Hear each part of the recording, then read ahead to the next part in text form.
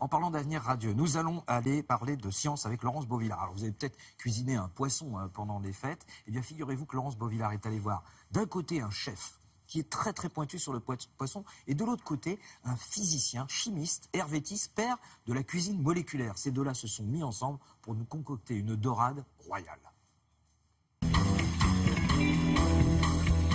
Ça, c'est une dorade royale. C'est délicieux, mais difficile à cuisiner. Comme tous les poissons, la chair est délicate. Alors, on va scientifiquement étudier le problème avec des vrais professionnels.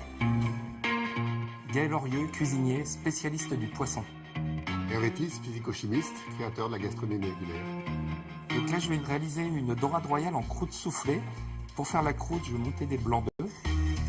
Dans les blancs là, qui commencent à monter, je vais rajouter du sel fin. Je vais rajouter du gros sel blanc, un peu d'épices, et on va rajouter un peu de farine. Alors moi je préfère laisser sécher, ça fait une pellicule encore de protection, et de toute façon quand on va ouvrir le poisson, la peau va se retirer tout seul, même plus facilement grâce aux écailles. Je vais recouvrir entièrement, ça ressemble vraiment à de la mousse à raser. On essaie de faire la coque la plus hermétique possible. On va le mettre à 200 degrés pendant 25 à 30 minutes. On attend 10 minutes avant de le servir après la sortie du four. Et on peut l'ouvrir tout de suite et le déguster. Vous n'avez pas mis de sel? C'est monté quand même? Ça sert à rien. Le sel et le citron, c'est des trucs.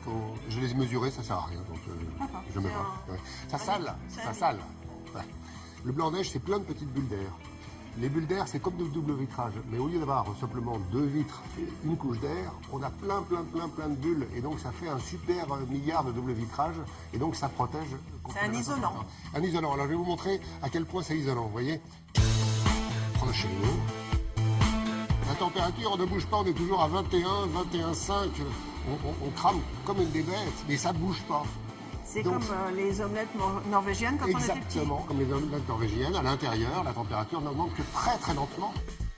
Il est très important de comprendre qu'en cuisine, c'est pas le temps qui compte, c'est la température. Pour les chairs de viande, pour les chairs de poisson et pour les œufs. La chair de poisson, c'est en gros des protéines. Alors les protéines, vous imaginez ça comme des molécules repliées sur elles-mêmes. Tiens, repliez-vous comme moi. Voilà. On a 2 protéines.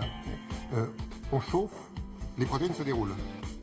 Elle s'attache et l'eau est piégée au milieu, donc on fait ce qu'on appelle un gel. Quand il n'y a pas beaucoup de protéines, ça fait un gel très mou. Quand il y a beaucoup de protéines, ça fait un gel beaucoup plus dur. Et c'est ça la chair du poisson. Quand vous cuisez trop fort, à trop forte température, ça fait comme les œufs durs qu'ils deviennent caoutchouteux.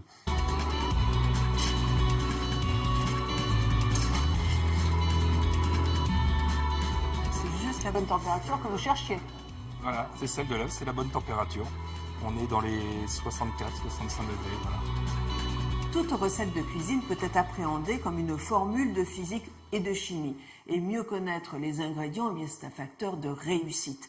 Reste l'expérience et le don d'un chef, et ça, ce n'est pas à la portée de tout le monde. Ce n'est pas à la portée de tout le monde, mais maintenant vous allez pouvoir jouer au petit chimiste.